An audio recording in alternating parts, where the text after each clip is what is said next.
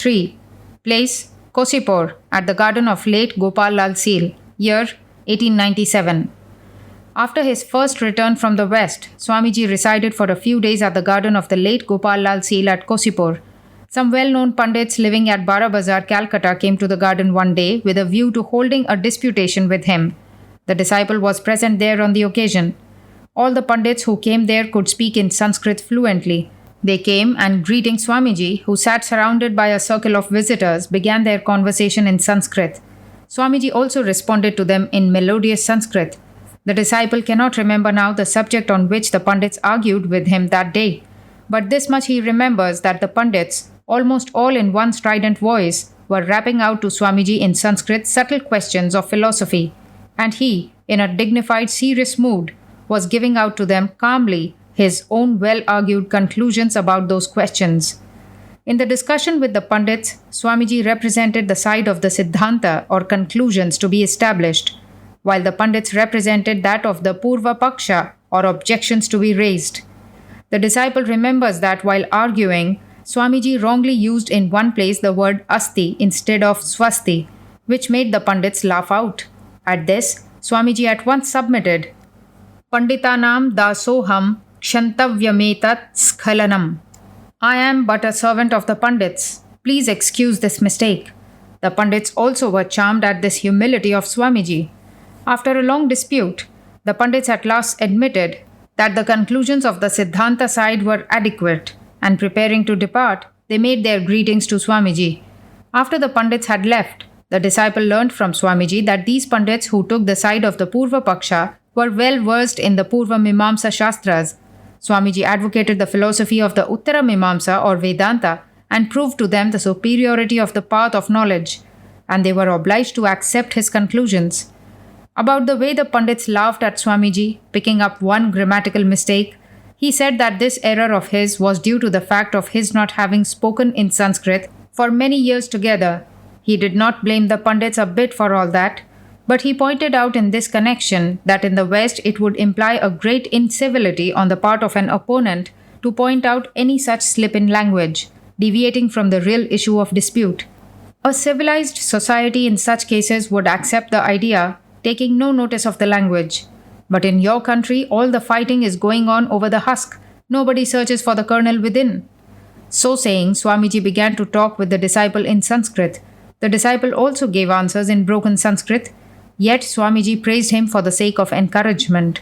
From that day, at the request of Swamiji, the disciple used to speak with him in Sanskrit off and on. In reply to the question, "What is civilization?" Swamiji said that day, "The more advanced a society or nation is in spirituality, the more is that society or nation civilized. No nation can be said to have become civilized only because it has succeeded in increasing the comforts of material life by bringing into use lots of machinery and things of that sort. The present-day civilization of the West is multiplying day by day only the wants and distresses of men. On the other hand, the ancient Indian civilization, by showing people the way to spiritual advancement, doubtless succeeded, if not in removing once for all, at least in lessening, in a great measure, the material needs of men. In the present age, it is to bring into coalition both these civilizations that Bhagavan Sri Ramakrishna was born. In this age, as on the one hand people have to be intensely practical, so on the other hand they have to acquire deep spiritual knowledge. Swamiji made us clearly understand that day that from such interaction of the Indian civilization with that of the West would dawn on the world a new era. In the course of dilating upon this, he happened to remark in one place, "Well, another thing.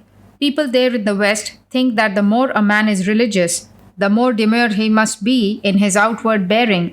No word about anything else from his lips.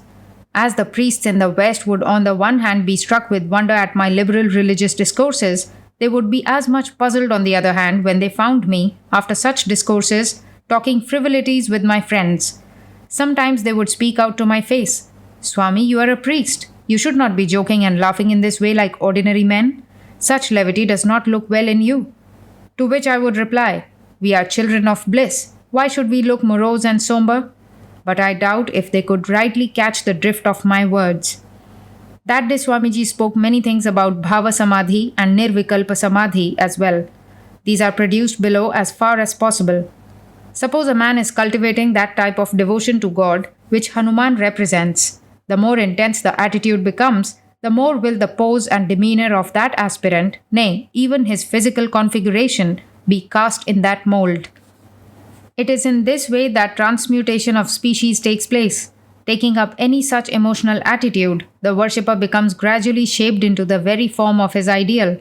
The ultimate stage of any such sentiment is called bhava samadhi, while the aspirant in the path of jnana, pursuing the process of neti neti, not this, such as I am not the body, nor the mind, nor the intellect, and so on, attains to the nirvikalpa samadhi when he is established in absolute consciousness. It requires striving through many births to reach perfection or the ultimate stage with regard to a single one of these devotional attitudes. But Sri Ramakrishna, the king of the realm of spiritual sentiment, perfected himself in no less than 18 different forms of devotion. He also used to say that his body would not have endured had he not held himself onto this play of spiritual sentiment. The disciple asked that day, Sir, what sort of food did you use to take in the West? Swamiji, the same as they take there. We are sannyasins and nothing can take away our caste. On the subject of how he would work in future in this country, Swamiji said that day that starting two centers, one in Madras and another in Calcutta, he would rear up a new type of sannyasins for the good of all men in all its phases. He further said that by a destructive method, no progress either for the society or for the country could be achieved. In all ages and times, progress has been effected by the constructive process, that is, by giving a new mold to old methods and customs. Every religious preacher in India during the past ages worked in that line. Only the religion of Bhagavan Buddha was destructive. Hence, that religion has been extirpated from India. The disciple remembers that while thus speaking on, he remarked, If the Brahman is manifested in one man, thousands of men advance, finding their way out in that light. Only the knowers of Brahman are the spiritual teachers of mankind. This is corroborated by all scriptures and by reason too. It is only the selfish Brahmins who have introduced into this country the system of hereditary gurus, which is against the Vedas and against the Shastras.